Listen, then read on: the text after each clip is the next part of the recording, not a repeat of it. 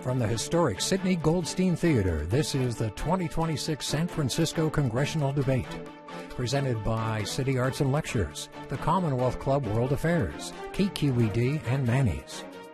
In the district's first election for an open seat in the House of Representatives since Nancy Pelosi won in 1987, San Francisco voters have a big decision to make.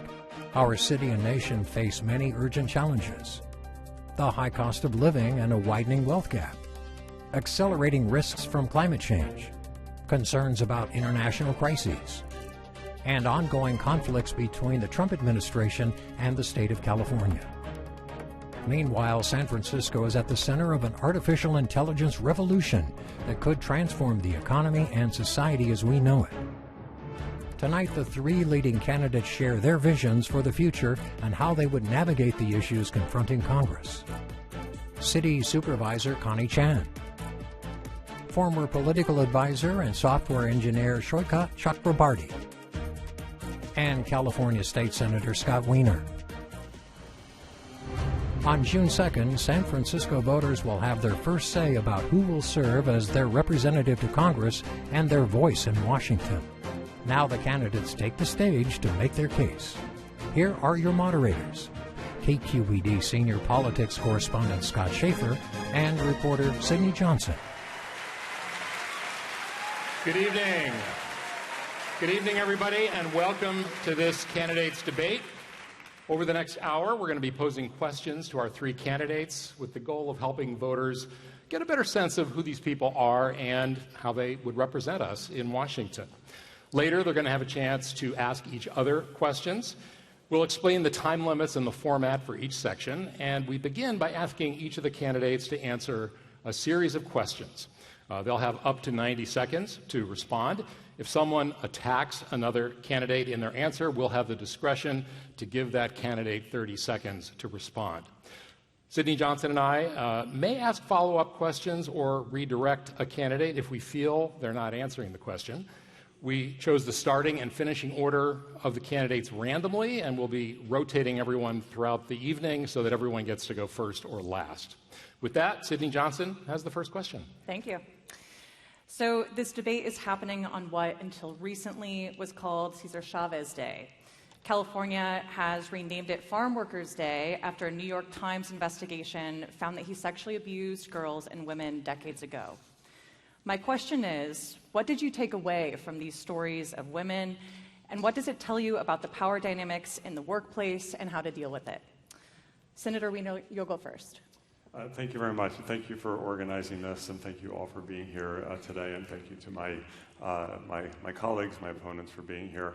I think we were all just horrified when the revelations came out about Cesar Chavez's abuse of various women, including the amazing Dolores Huerta, who I have known for many years.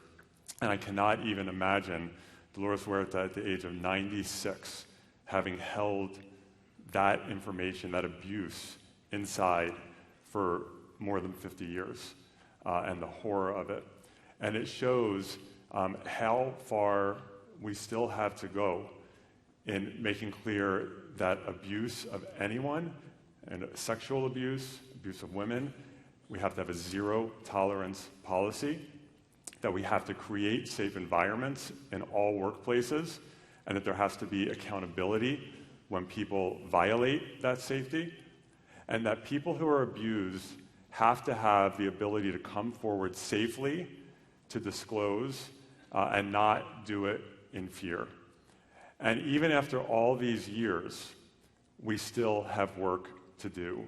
People are still living in shame and fear, and we absolutely have to have a zero-tolerance approach and full accountability. Thank you. Thank you. Mr. Chakrabarty. Yeah, thank you for the question, and thank you for having this debate. It was horrifying to hear about what Cesar Chavez had done, and the bravery of these survivors to come forward with their stories was also incredible, and it was amazing to see their stories being forefronted. At the same time, my big takeaway from that was we shouldn't have movements that are centered on individuals. We need to have movements that go beyond individuals, and that is what the farm workers movement has become. That's why it's stronger than any one man. It's stronger than any one person. And that's why the farm workers movement is going to be resilient and be able to continue. And this is what we see time and time again, where there's these individuals who come up, who build cults around them. You know, someone like Donald Trump is doing this right now, but there's all these individuals who do this, and we have to make sure that we don't fall into that trap. And also, we have to make sure that we're holding everybody accountable. There should be no tolerance for any abuse, sexual or otherwise, in the workplace, in positions of power, or anywhere in our society. And that comes bottom up, but it also comes top down. It has to be leadership that holds each other accountable on this. And so I'm very amazed and awed by the bravery of people like Dolores Huerta and these survivors who came forward with their stories, knowing what they might face, and ultimately, I'm glad they did. Supervisor Chan.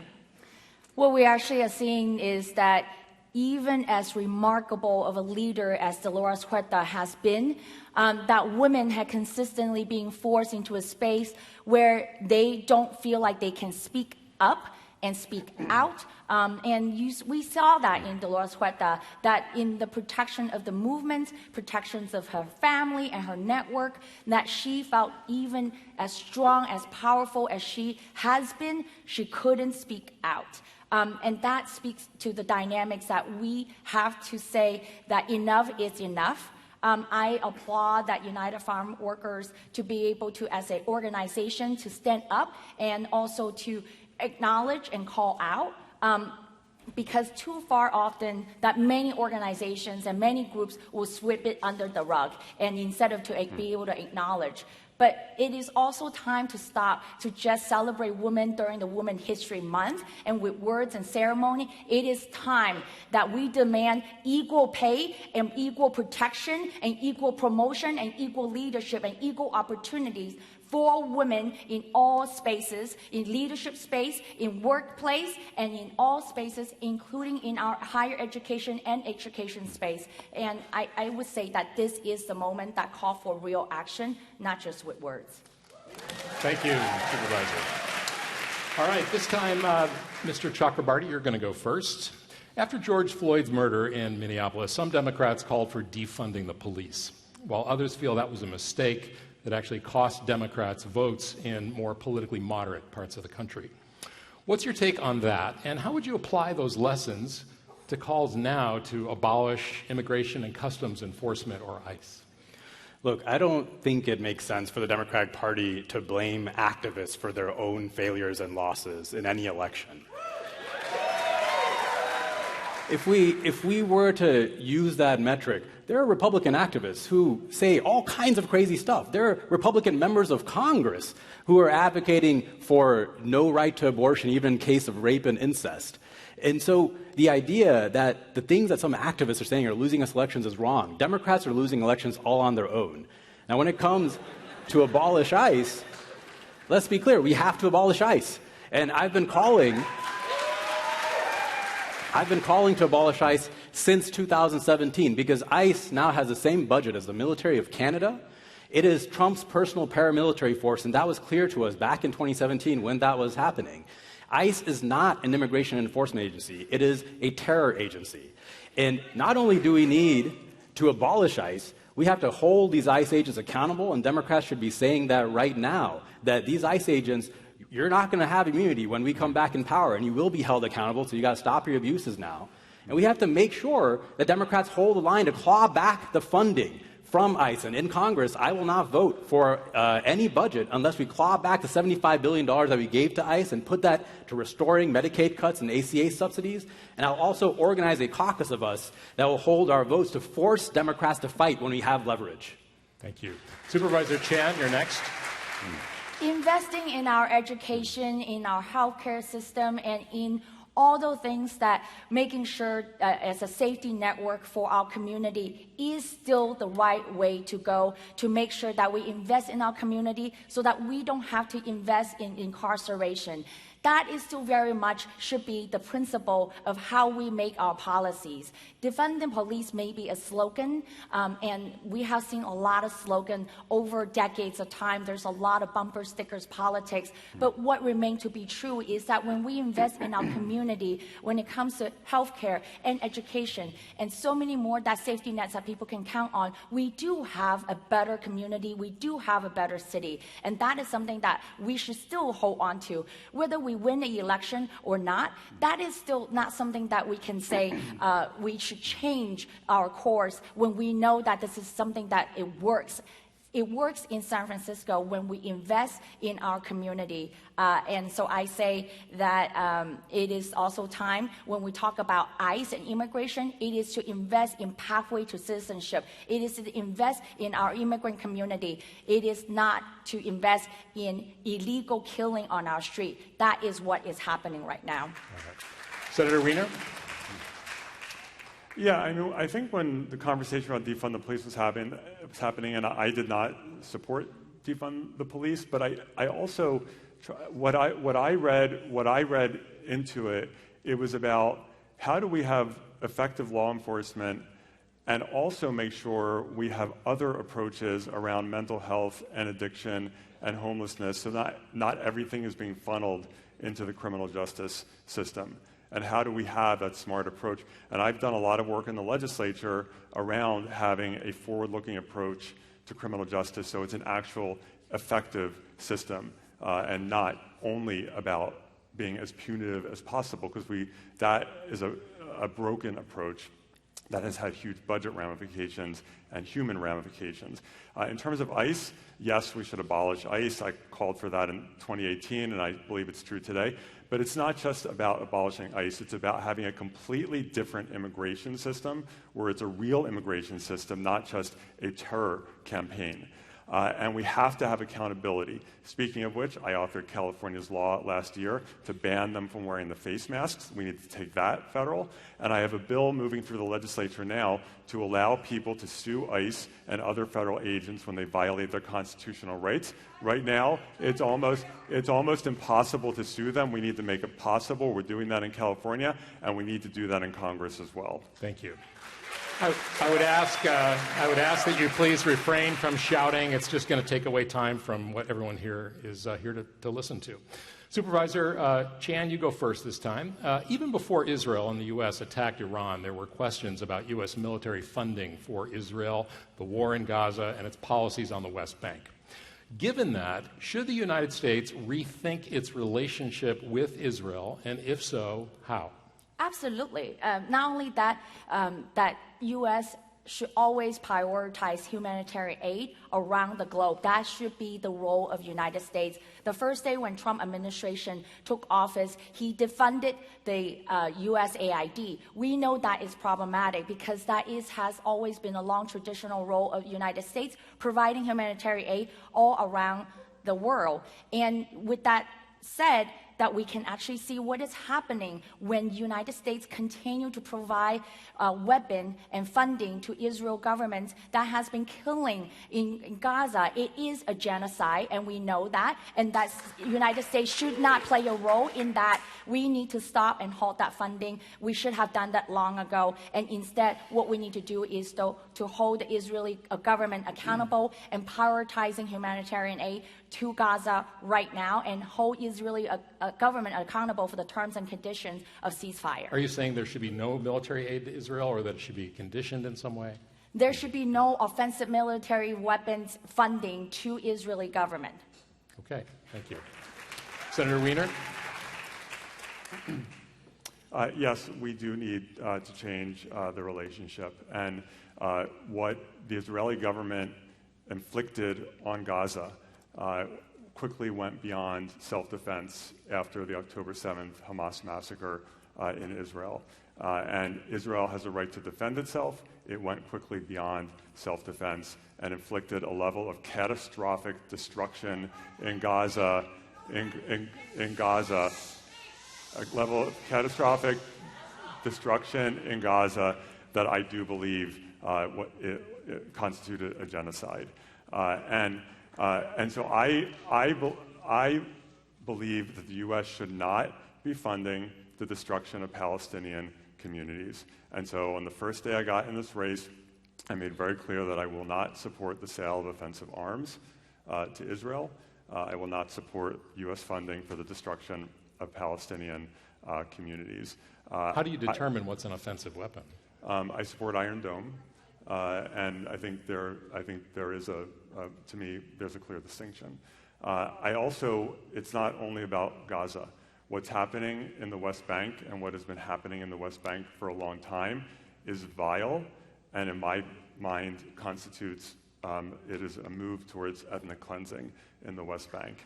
And the settler violence that is being allowed and the illegal settlement expansions, it is despicable. The law that the Knesset passed yesterday around the death penalty, despicable. It has to stop. Thank you. Mr. Chakrabarty, you're next. Yeah, so Israel has been committing genocide in Gaza. It continues to do so. And it is not only morally reprehensible for us to continue funding that, but it is against our own laws, the Leahy laws, and it's actually against international law. Not only should we not be sending any military funding to Israel, offensive or defensive, because military funding is fungible. If we send them money for defensive weapon, they can use it for offensive. You're ruining this evening for everybody. I'm not sure what you think you're accomplishing. But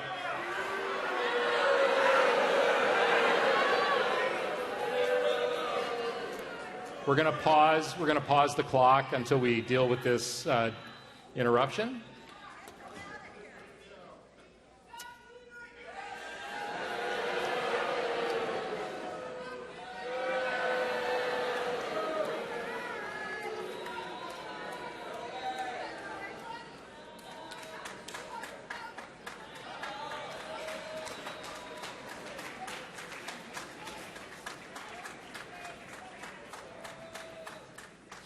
She has a right to her opinion, even if it's not true.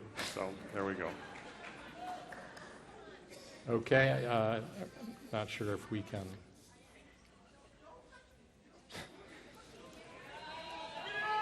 We're just waiting until that disruption is over, and then we'll start again.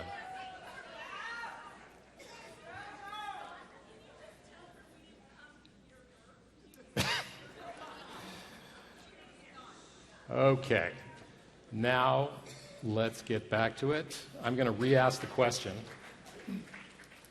Actually, we've already heard the question, so I think Mr. Chakrabarty, if you could start your answer over again. So I'll start from the start. So yes, Israel is committing genocide in Gaza. It continues to do so.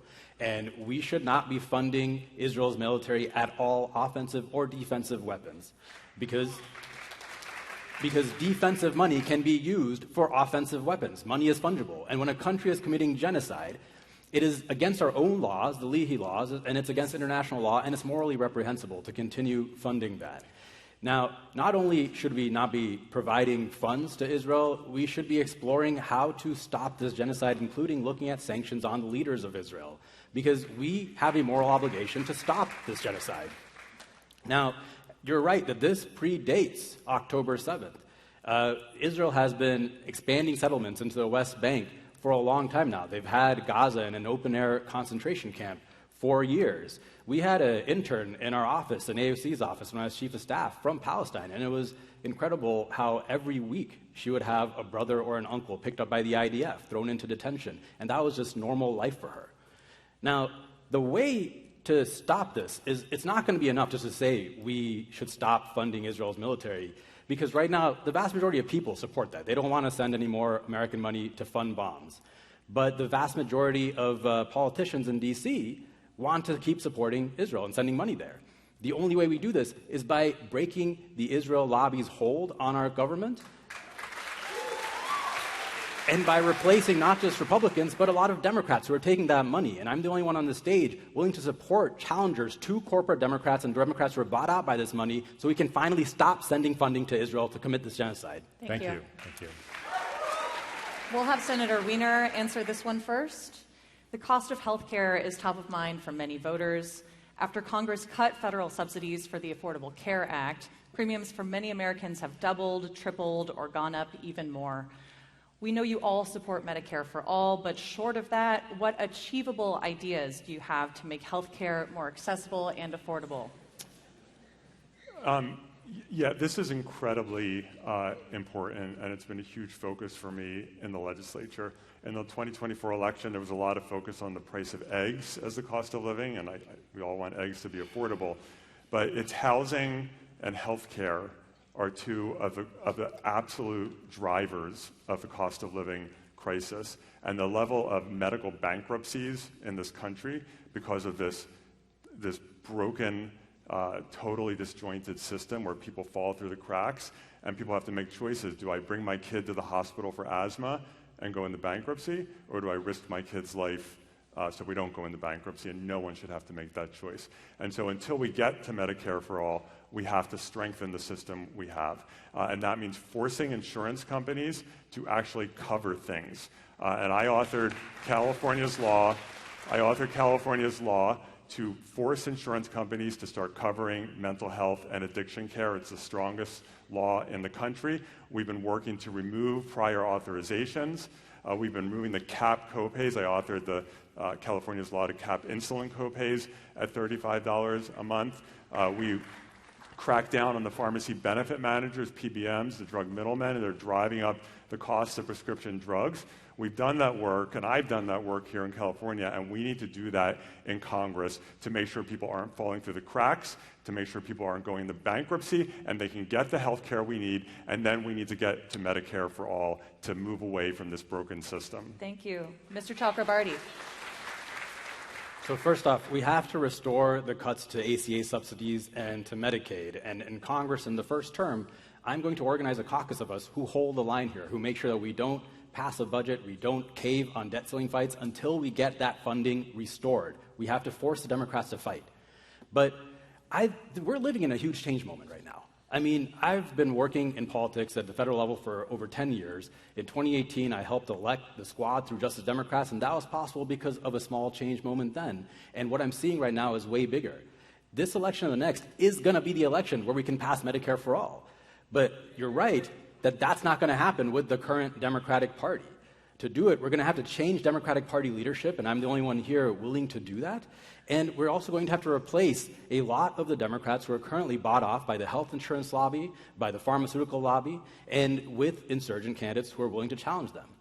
Look, I have the experience of changing what's politically possible in D.C. That's what we did through the Green New Deal in 2019, because when we first got there, Democrats didn't want to do any action on climate, and because of the Green New Deal, because we were willing to go bigger, and because we were willing to use inside-outside organizing to pressure presidential candidates to respond with their own climate plans, we managed to get Joe Biden to respond with Build Back Better, which turned into Inflation Reduction Act and passed and created the largest investment in climate in history. We have to change what's politically possible. I've done that on climate. I will do that on healthcare. We have to pass Medicare for all by 2028.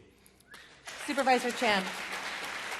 On day one, we will work on Medicare for all. We know that that is important. At the same time, we need to fight to reverse the cuts that Trump administration has already pushed forward. We know that it is important. Three things that we have to do immediately on day one. One is that we want to continue to affirm and expand what we call continuum of care that is currently covered by Medicaid, and that actually provide subsidies to housing and also inclusive to drug treatments, reimbursements, and funding. We want to allow Medicaid that to be able to negotiate directly with pharmaceutical companies to lower and negotiate the drug prices. We also want to make sure that currently Medicaid will then continue to cover and expand that coverage to ensure reproductive care and gender-affirming care. And those are the things that we're going to fight for day one, and then we're going to continue to push for more for Medicare for all. Thank you. All of you are running to replace Nancy Pelosi, who, as you know, has held this seat for 39 years. She has done and said many, many things in those 4 decades. What has Congressmember Pelosi done or not done that you disagree with, or where you would have done it differently? Supervisor Chan? That we would agree or disagree? Disagree. Oh. It is hard to... It is hard 4 decades. Or 4 decades. It is hard to disagree with the legendary, Speaker of the House. This is how I mean everybody to label her. I would say this, that probably the one thing that I would do differently than Speaker Emerita Nancy Pelosi is that I am a first-generation immigrant and in San Francisco and grew up here in the sanctuary city. I would really know that during this time and what it means for immigrants community in the age of Trump. Especially tomorrow, we're going to see. But would you disagree with it? Is there something she's done, some policy she supported or not supported that you disagree with her about? Sanctuary City. I was going to get to that. Okay, I'm sorry. That we will probably, we will, and committed to do that work, to expand Sanctuary City and to truly commit to immigration reform and get to, we know that there were bipartisan efforts. We want to continue to advance that. We want to continue to invest in not only expand Sanctuary City, but to invest in pathways to citizenship. We know that in San Francisco, probably for far too long as a Sanctuary City, that it seems like immigration reform has been a bordering states issue, and it's probably the reason why many people feel comfortable, but we know that's not the case right now, and we're going to do much more, and especially when it comes to expanding Sanctuary City across the nation. Okay, thank you very much. Sorry for interrupting. Senator Wiener. Yeah, so Speaker Pelosi has just moved mountains for the country and for San Francisco, and I actually had the honor in 2018 when I authored California's net neutrality law after Trump got rid of net neutrality. She helped, and she was calling me every week, like, what are you doing? You know, making sure I was staying on task, and she's fierce. She's fierce, suffice it to say. There are 2 things I want to mention. One is not less a disagreement and more emphasis. To me, housing, in terms of the cost of living and people's struggles, it's housing. We have not built enough housing. Housing is too expensive. It's not just California, it's across the country. And we have to fix our housing system, and that will be a top priority for me. Nancy Pelosi cares about housing. I don't think it's been like a central issue for her, like healthcare has been. In terms of a disagreement, I authored California's AI safety law. And the first version of that in 2024, we were at war with the big tech companies. It was a brutal, trench warfare to get this bill to require the largest AI labs to safety test their models to make sure they don't do things like melt down the banking system or create a chemical weapon. Unfortunately, Speaker Pelosi came out in opposition to that bill, and a number of other Democrats in Congress from California did as well. But we fought our way through. We put that bill on the governor's desk. Unfortunately, he vetoed it, and then we got a different bill passed the next year. So that was a disagreement, and I will always be willing to stand up to big tech to protect the public. Okay, thank you. Mr. Chakrabarty. So I have a lot of respect for former Speaker Pelosi, especially the work she did when she first went into Congress and really pushed the fight on the HIV/AIDS epidemic and really changed what was politically possible there and got money into his district to fight that epidemic. But I have a number of disagreements with her as well. As you know, I've started this campaign back in February before she had announced her retirement. And the things I disagree with her on, when we were in Congress, we had a chance to pass a bill to ban congressional stock trading. She opposed that at the time. We also worked to try to ban the revolving door, to ban members of Congress from becoming lobbyists. That's one of the ways that the industry has control over Congress. She was not in favor of that as well. She's also not been a supporter of Medicare for all or tuition-free public colleges. I disagree with her on that. And she has continued voting yes on expanding our military budget. Just a few months ago, there was a $900 billion military budget, defense budget that passed with 115 Democrats voting for it. And that included former Speaker Pelosi. I disagree with her on that, as well as her support for the continued funding in Israel. And finally, I do disagree with her on a wealth tax. I believe we need a wealth tax on billionaires and centimillionaires in this country. And I believe we need a real Green New Deal to build a truly clean economy that provides prosperity for all. And that is something I'll fight for in Congress. Thank you. Mr. Chakrabarty, we're going to throw it back to you to start off this next question. China has long regarded Taiwan as a province that needs to be reunited with the mainland. If China moves to take over Taiwan, would you support U.S. military intervention to defend Taiwan? And if so, what kind of measures would you support? Look, I believe that where we are right now, where we're in this Cold War with China, where we have created an extremely dangerous situation. And what we need to do is ratchet down the Cold War, because we're having effects on that in our own backyard.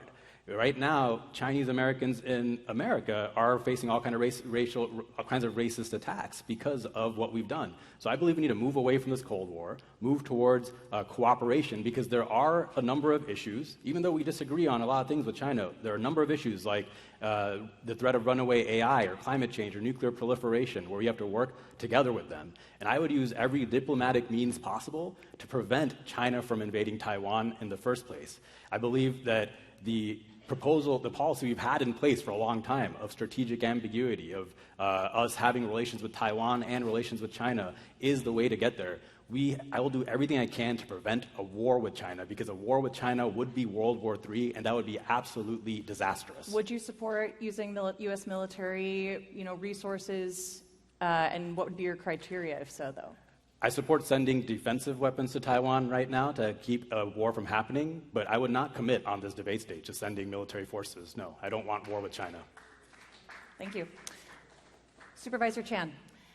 United States should always be an agent for peace, as I has indicated earlier, that United States should always prioritize in support of tools that are allowing peace to occur in any region, and in this case, absolutely in Asia. As someone that was born in Hong Kong, grew up in Taiwan, and immigrated to San Francisco's Chinatown at 13, I understand what it means for the people still living in that region, has to have friends and families like in the entire region. And I would say that people want stability, people want peace, and that should be the United States' role to ensure that is occurring and happening, that allowing and encouraging direct dialogue between Taiwan and China, and that so should United States, and providing that role. I would say that United States should continue to maintain its long-time policy, the One China policy, as well as the Taiwan relation policy that has been long-standing since 1979. And that is what and how it has been for United States to maintain peace in the region. And there's no reason why we should be abandoning that right now. But what if China is aggressive? So in terms of like Taiwan relations, like that law since 1979, it is allowing the United States bipartisanly, both Republicans and Democrats presidents, actually providing sales of defense weapons to Taiwan, and should be any difference right now. Okay. And Senator Wiener. Thank you. I do support current U.S. policy of defensive arms sales to Taiwan. Taiwan is a democracy, and it's important for democracies to be able to continue as democracies, and that's why I supported the approach when Russia invaded Ukraine. I supported the bipartisan approach of supporting Ukraine's defense, not putting American boots on the ground, but making sure that Ukraine had the ability to defend itself as a democracy that we should not allow to be conquered by Russia. And with Taiwan, we need to make sure that we're doing everything in our power not to avoid any kind of invasion by China. And I will tell you, with Trump first abandoning Ukraine, that sends a toxic signal in terms of the fortitude of this country to be there for democracies. In terms of Trump deciding he's going to bomb Venezuela, he's going to bomb Iran, maybe he's going to do something with Cuba, he's talking about that. That sends a message that it's like the Wild West and anyone can do what they want. So Trump is destabilizing the world. The U.S.-China relationship is so important economically, culturally. I'm so proud of our Chinese-American community and the ties, and we have a lot of work we need to do together, but we should not tolerate Taiwan being conquered. I don't want to send American troops, but we have to. It is important for us to support Taiwan's defense. Thank you. Okay, thank you very much. All right, next we are going to ask each of you a specific question that only you have to answer, and you'll get 90 seconds again to respond. Senator Wiener, we'll start with you. San Francisco tech and AI companies are a huge driver to the local economy, but have also been blamed for gentrification and displacement. and many tech executives are now eager to sign contracts with the Trump administration and the Pentagon. Would you advocate for Congress to place restrictions on AI use in military operations? That's a specific question, that one question? Yes. We should not have autonomous deadly weapons. We should not have mass surveillance, and good on Anthropic for saying no to that. So Congress absolutely should act. And I don't want to rely on frickin' Pete Hegseth to be making those decisions. And in general, listen, I am very proud that San Francisco is the beating heart of AI innovation. That makes me proud. I also think it's important that in addition to fostering good innovation, because AI has the potential to improve life for people in so many ways, it's a powerful technology that also brings risk. And we need to get ahead of those risks, whether they are risks of algorithmic discrimination or catastrophic risk or mental health risks with the chatbots, what we've seen with chatbots and children, and the situation of potential massive job loss. We need to get ahead of those risks and try to reduce them.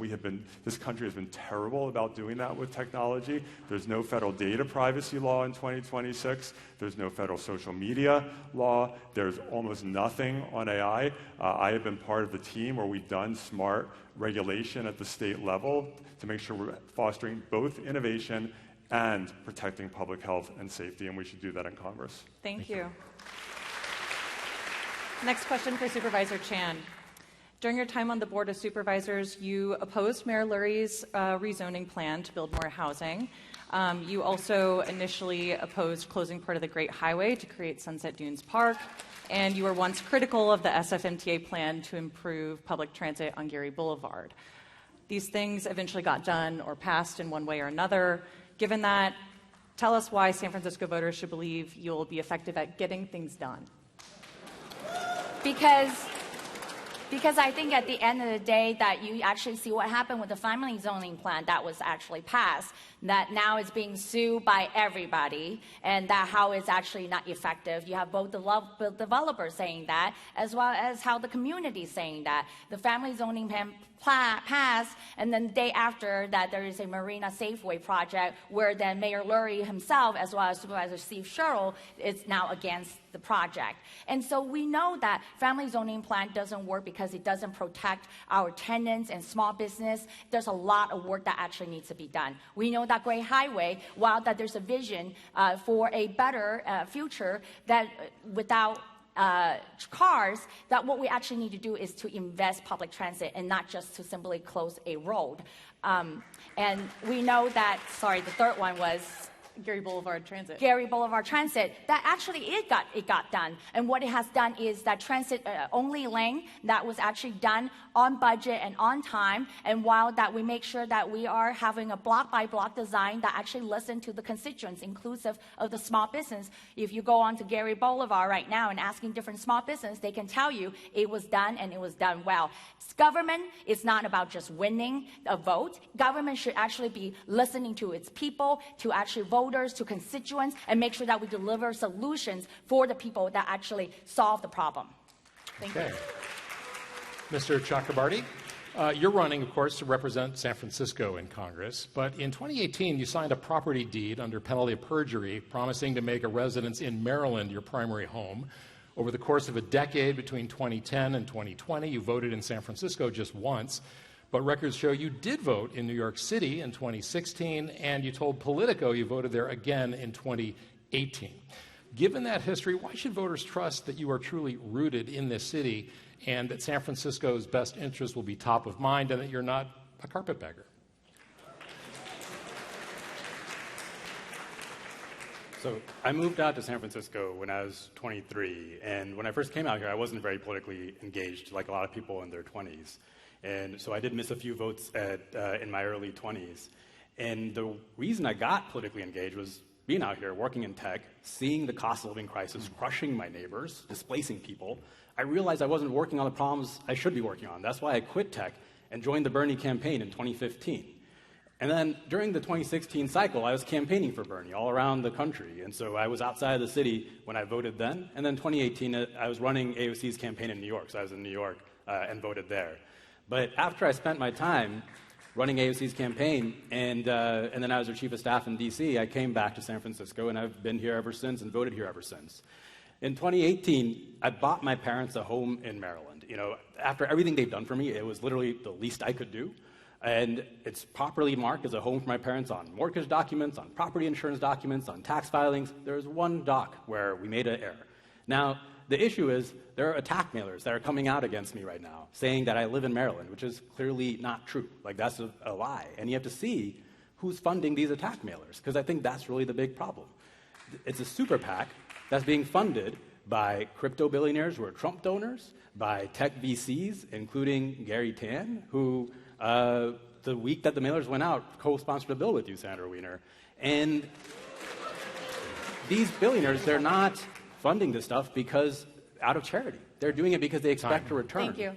Yeah. And that's what they'll get in Congress. All right.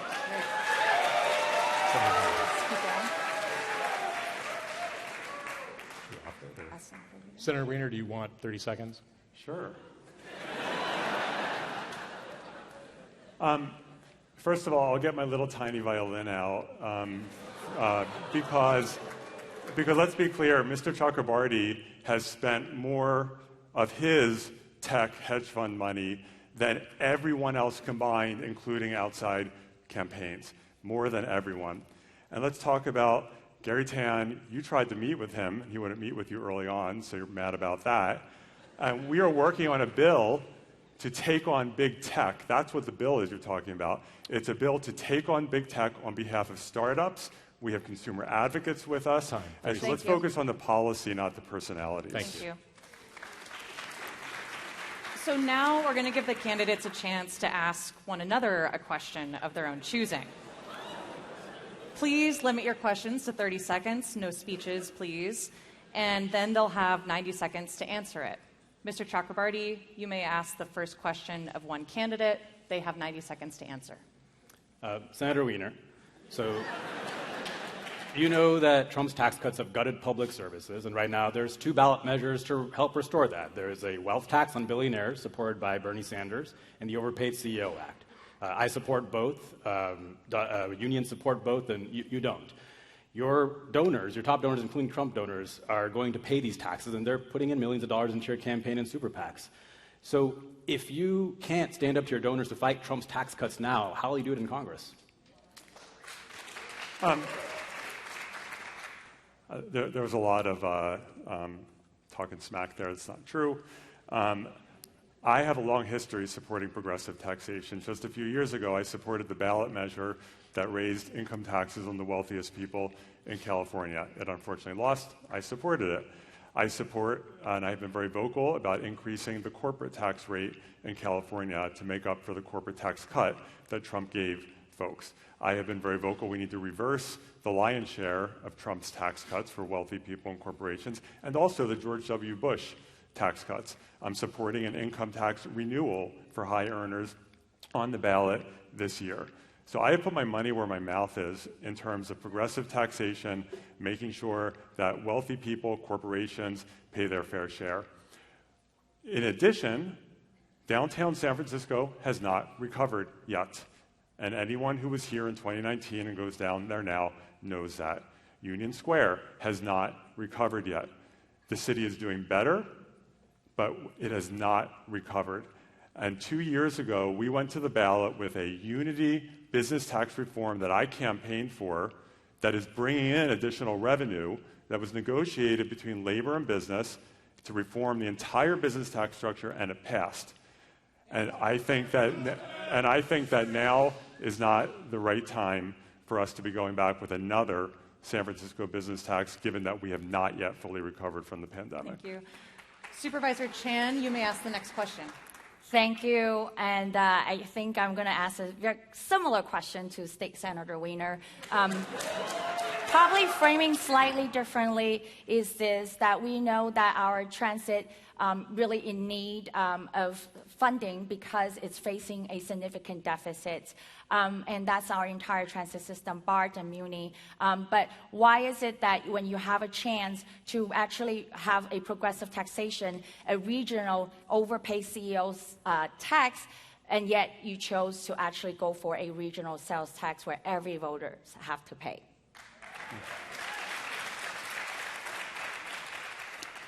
So thank you for that question, Supervisor. And by the way, you did kill the 38 Geary rapid bus line.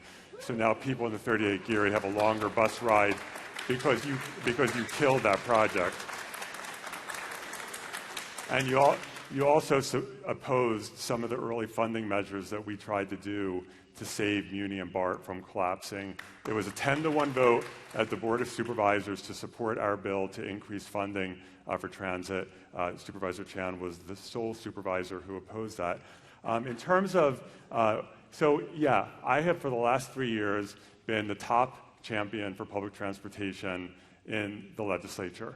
And I have been fighting hard in the trenches to make sure that Muni and BART and Caltrain do not collapse. And we've gotten emergency funding after emergency funding. And this year we were finally able to authorize a 5-county measure without which BART will probably cease to exist. And Muni will have to cut service by up to 50%. And it's a proposed sales tax. And yes, we could have gone with a business tax, and it would not have passed the legislature, and I am pretty sure the governor would have vetoed it, and San Mateo County and Santa Clara County would have withdrawn from the measure. So we could have said, let's do a business tax, and the whole thing falls apart, or we can say, let's do a sales tax, which can pass the legislature and can go on the ballot, and actually not have BART and Muni and Caltrain fall apart. So that was the path that we went to make sure we don't lose these systems. Thank you, Senator Wiener. Supervisor Chan, do you have a rebuttal to the line about the bus line? Thank you. I would like to. I don't back down on a fight, and I don't really compromise when it's the right thing to do for a progressive taxation. But also, let me be clear that Gary BRT and Gary 38 is running as a transit-only lane instead of a central platform like the Van Ness BRT, where then it has decade delay and over budget, and that I absolutely will always stand firm to fight against regressive sales tax, any kind of regressive tax. But you actually put that on the ballot now. I will have to hold my nose and vote for it. Thank you. Scott Wiener, you can ask the final question. What is it? You can ask the question of your candidates. Oh, sure. So much fun. I have a question for Mr. Chakrabarty. Mr. Chakrabarty, back when you spent your 6 or 7 months working on Capitol Hill, which was a little bit shorter than the time you spent at a hedge fund, you had some really aggressive social media, including some over-the-top social media that embarrassed your boss, and you left Congress under a cloud. You then deleted like 12 or 13 years of your social media. Why should San Franciscans trust you when you are hiding your history?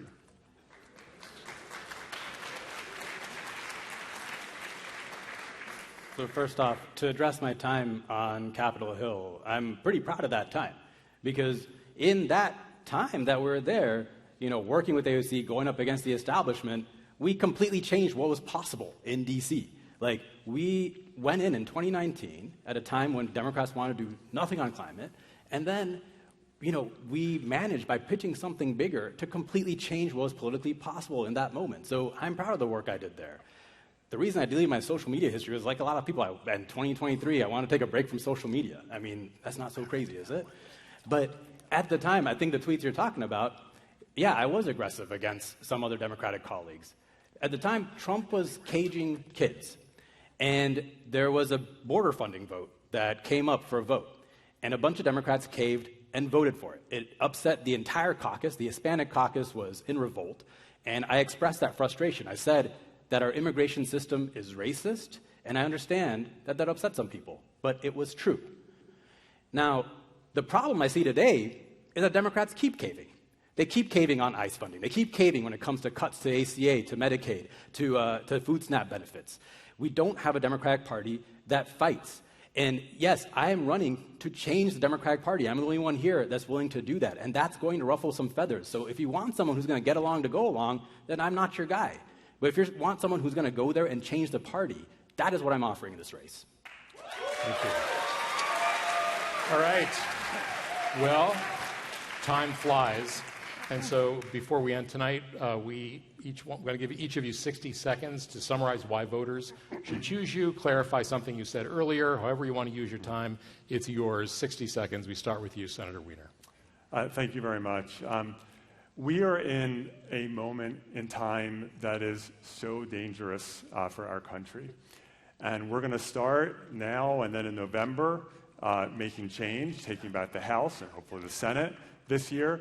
And then in 2 years, getting these psychopaths out of the White House and taking our country back. But getting them out is not enough. Then comes the hard work of rebuilding the damage that they've done, the wrecking ball they've taken to healthcare, to science, to the immigration system, and so on, and our alliances. And then we also have to fix the reason why Trump got into office, because people think government has failed. Housing is too expensive because government hasn't done enough. Healthcare isn't working. Energy is too much. These are all policy problems that government can fix and hasn't done it. I am the only candidate in this race who has a track record of actually delivering and getting things done and building the coalitions to do it. Talk is not enough. You have to know how to deliver, and I know how to do that, and I would be so honored to represent this great community in Congress.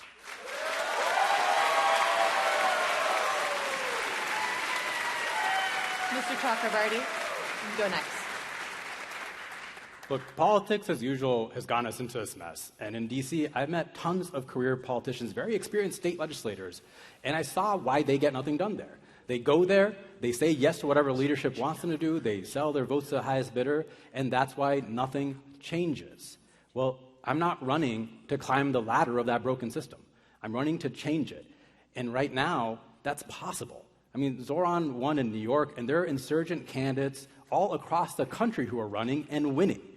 And together, we are going to go to D.C., we're going to break the stranglehold of corporate money, change Democratic Party leadership, and start building a society that truly works for all. But to do it, it's going to take a movement bigger than what we've seen in generations. And right now I'm seeing it. We're seeing it in the streets. And we're also seeing it in our campaign, where thousands of volunteers have knocked hundreds of thousands of doors. And I know they're not coming just for me.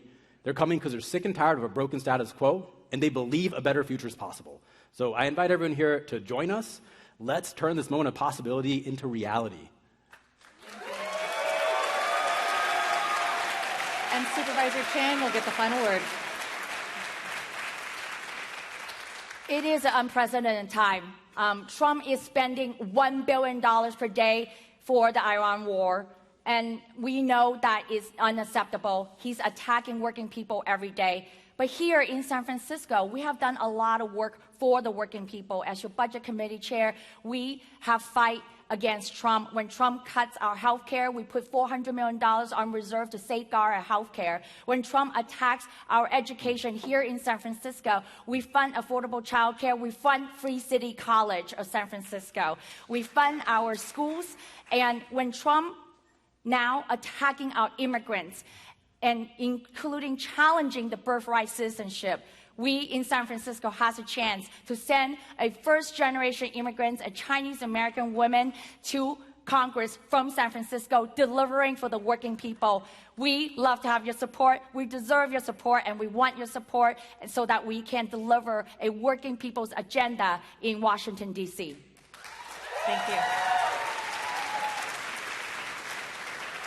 So thank you to all the candidates for being here tonight. Thanks to you all and the audience as well. We encourage you to learn more about all of these candidates running for this seat, including the 3 here tonight.